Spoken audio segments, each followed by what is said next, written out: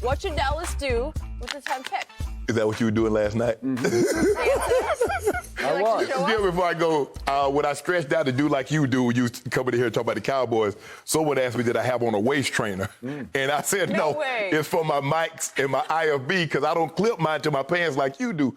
We have an IFB so we can hear a producer, and we have a mic on so we can actually talk, and you can hear us coming over. So I don't clip mine. I have a belt, so this is not a waist trainer. I don't think you need that, Shannon. You're But, okay. Skip, You're doing it again. You're reading Twitter. yeah, I like to read it, Skip. Because we be going in on you. That's how I know I be busting you up. Yep. They tell me.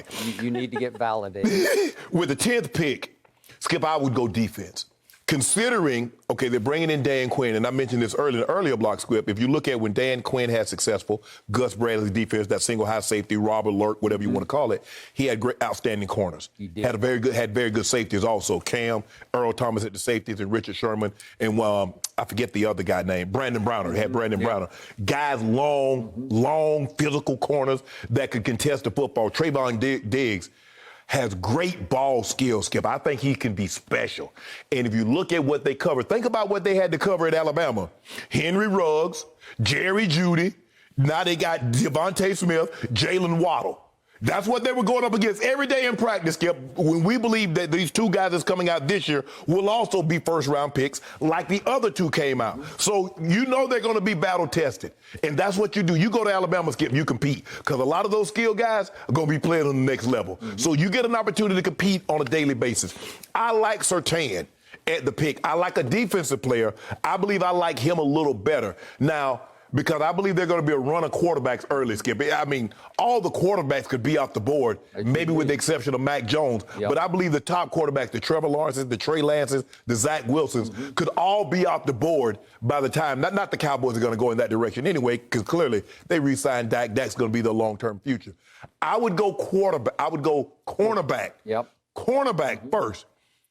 I don't know if there's a safety. I haven't really looked at any marks lately, Skip. I don't know if a safety is rated that high. No. They are losing Jordan Lewis and Awuzie, Skip. If I'm not mistaken, are free agents. Yes. There's a possibility they can lose one or both of those Probably guys. both. So corner would be the ideal. But I could also see them, Skip. You said that you believe Tyron Smith is going to have a bounce-back season. Skip, I can see them taking a tackle, Skip, because he's 30, but that's an old 30. Yep. And over the last 3 years, Skip, he missed all the games last year. He missed like 5 or 6 the year before, 3 or 4 the year before that. And what we've seen, especially with those positions, that's high contact, guys don't get healthy as they progress. So for me, I would take Surtain, considering they only had 10 interceptions last year, with the 5th fewest in all the league. Skip, they got to get better on defense. They were 28th. Second worst against the run. They gave up, 3-4 games, Skip, in which they gave up more than 250 and gave up a couple of games of 300. Yep. So they definitely need to start with the defense and go from there. I would take Surtain. If he's there, I'm taking Pat Surtain the second. Okay, got it. Did you know his father? I did. I played against his father. That's what I thought. Okay, so that's what he's got going for him. His father could really play. When he was with the Dolphins, Pat Surtain and Sam Madison, and actually had T-Buck. They had 3 corners. They had 3 corners. Okay, my turn. First of all, I feared until last night when the story broke that Dallas was going to have to try to figure out how to go up and get one of those quarterbacks. Because if Dak was going to play his way out of town and you were going to get nothing in return, you better have a kid quarterback waiting in the wings ready to go. And they don't have anybody else on their roster that I would trust to go forward with, right? So I was thinking, is Jerry going to have to try to move up a slot or two to get Mac Jones, to take Trey Lance? I don't know, but I was juggling that in my head, not loving the prospect of it, because they don't have a lot of other draft capital, and it was going to really handicap trying to fix the defense. Okay, so now they sit at 10, and quarterback is obviously no longer a need. Okay, I'm going to throw this out. This is the CeeDee Lamb Memorial strategy here. If one player happens to fall to 10 who plays offense, I'm going to be all in to take that player the way I was about CD last year when everybody said defense, defense, defense. And I said, no, he's too good. At that slot where he fell out of heaven into your lap. And I'm still loving the fact they took CeeDee Lamb. So, hold on. If a Devontae Smith is on the board at 10. I'm going to go one better. I got one better. Kyle Pitts from Florida is an absolute monster. Kyle Pitts won the Mackey Award, the tight end award, and he was a finalist for the first ever quote-unquote tight end to be a finalist for the Biletnikoff Receiver Award. And he probably could have or should have, except for Devontae, won that one. Right. And I think he got some Heisman votes. Kyle Pitts is 6'6", 250. Excuse me, 6'6", 250. A good kid.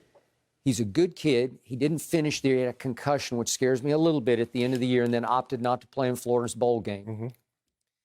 But he has a little bit, to me, when I've watched him, he has leaped off my screen because he's got a little Calvin Johnson going on because he's just that big and that fast and that strong, where you just can't physically match up with him. And the last time you saw him, Skip, you saw him in the SEC title game against Alabama, and you saw what he did. Well, they just couldn't cover him. No, nobody could cover him. Nobody can cover him. So, look, it's I think Kuiper's got it. No, it's McShay's got him 4th to the Jets, and Kuiper's got him 6th to the Eagles. And it would scare me if the Eagles got Kyle Pitts. He's also the kind of player you could talk yourself out of depending on how much you fall in love with Devontae Smith. Right. Or Jamar Chase, who's a stud receiver, or Jalen Waddle, who can just flat out fly. Okay, I know he's coming off an injury, but he can fly. Right. And I think, Skip, probably by the time training camp rolls around, he will be 100%. Considering that, Skip, he was out there, 4 months after he had the ankle worked on. Okay. So that'll be another 7, 8 months removed from that. He should be a full go. Okay, so I don't disagree with your conventional wisdom about, well, God, that corner's just sitting there staring you in the face. You got to take him. Yeah. If Kyle Pitts somehow falls the way CD did to 10, I am taking him and not looking back. That would require me possibly to maybe try to shop Michael Gallup to see if you could get something quickly for him. You might have to give him away if they know you're trying to give him away, right? Or you need to give him away. Yeah, you could do that, Skip, or you could. I don't see Kyle Pitts last in the 10. Either somebody in the top that's going to take him, or I can see somebody moving up. He's that kind of talent. He probably is, because to my eye, he might be better than several of these quarterbacks who are going to go up above 10, because I think all 5 of the quarterbacks will go above Dallas. Yeah, Skip, and remember that big run tight ends they had? They had O.J. Howard. They had Evan Ingram. Yep. He's better than all of them. He's better than all of them. He might prove to be better than everybody at the quarterback position except for Trevor Lawrence. Right. He might be more valuable, have more impact when you say, well, that guy's better than these quarterbacks who became just another guy. And he can fill out, Skip. He's 6'6", 240-ish, 235-ish. He probably needs to get... I think he was 248 when they measured. I think he's 250-ish. Yeah, he needs to be 250, 250. He needs to be like a Kelsey. With that kind of height. Yep. Because Skip, he's fluid. He can drop his hips. And that's the thing that I look for. People are like, what do you look for when I look at a tight end? Can he drop his hips? I need to be able to see him sink his hip and get in and out of breaks. Because the guy that can transition, those are the guys that can win on a consistent basis. Okay, so look, Blake Jarwin, I know Dak loves him. He loves Dak. He ain't that kid, Skip. He's just not this guy. Remember, he got hurt against the Rams out here in the grand opening of the new stadium, and he was gone for the whole year from game 1 on. So, again, if you have a shot at Kyle Pitts, then you strengthen your strength. You just say, well, he's just too good. We got to take him. Right. Okay. Again, their offensive lineman, that Penei Sewell from Oregon, and I don't know much about him except because I don't watch offensive linemen, but they say he's a perennial Pro Bowl. Hold on. I saw somebody in a mock draft, maybe it was Mel Kiper, said he's really the only guy that's probably a lock to be a Hall of Famer in this draft. All right. Well, he may be. And so, again, if he fell, you'd have to think hard about that. And that Rashawn Slater, who opted out last year at Northwestern, again, I can't grade offensive linemen, but they say he's up in the mix up here. Right. So you would have to think about those to your point. But obviously, Patrick Surtain, his father, wasn't just a player. He was a really good player and a really smart player who is now coaching. And he coached his son to play that position the way you have to play that position. If you watch his son play, Skip. Yes. You watch how fluid he is. You watch how he can turn, he can backpedal, he can transition, open his hips, he can drive on the ball. He's very good. And in order for him to do this at such a young age, he had to have extreme coaching at an even younger age. For him to play the way he plays, he's almost like NFL sound. Now, there's some little technique things that he's going to have to pick up along the way. But if you just watch him, and like I said, I haven't looking at him on tape, but I just watch him on television, and I just watch how fluid and how he moves. Now, he needs to get a little better job at tracking the ball. Now, I believe Diggs is better at tracking the ball. But as far as technique, being able to put his hands, knowing when to open up, knowing when to drive, he's better than Diggs in that aspect.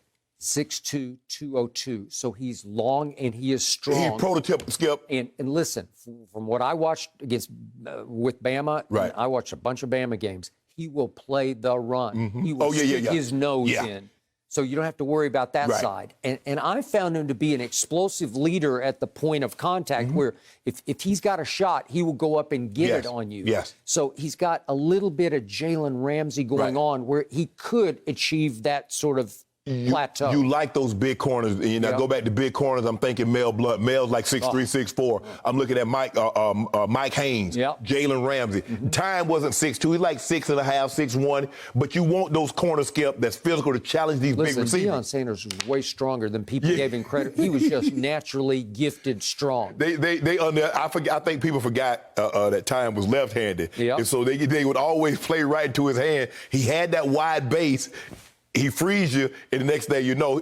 But he was never really worried about anybody beating him deep, Skip. No. So he could be physical because if you got off the line of scrimmage, so what, he just going to run you down. So I don't not love the idea of Patrick Surtain and Trevon Diggs. I mean, if you got the two Bama bookends, you're good to go. And to play in that defense, Skip, if you want to play that style of defense, because think about it, Skip, they was 28th in points allowed. Okay. Second in rushing yards allowed. Skip, you got to get better on that side of the ball. Okay. It doesn't matter. Because think about the games that Dak threw for all those yards and had all those yards, Skip, and you were losing. Remember the game against Green Bay? You said he came back. What happened? The defense still let Aaron Rodgers get in field goal range. They did. They still let Jared Goff get that third down. You got to be able to get off the field and give the ball back to your defense. Right. So in the end, it also could come down to two Alabama players, Patrick Surtain and Devontae Smith could still be sitting there.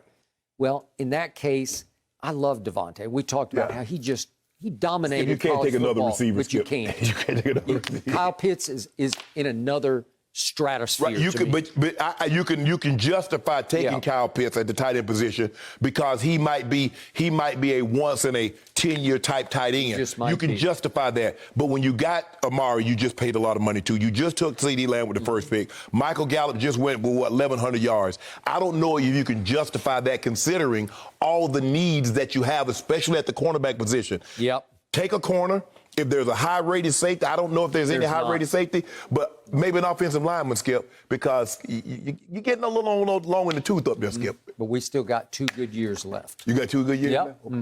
Maybe a Super Bowl. Oh, my goodness. See, there you go. See, we can't even have a good conversation because we have a good conversation and you start talking about Super Bowl. It's a good day. It ruined it. It's a good day. I love talk about the Super Bowl. And remember, this is the first time the Cowboys are drafting in the top 10 since taking Zeke, in 2016. So. And y'all already back in the top 10? They're already back, yes. We should have been already in the top 6. They're already back. Thank you for watching. You can subscribe here to get the latest from the show and be sure to check out more of the best clips from Undisputed or go watch a few other segments from our other shows on FS1.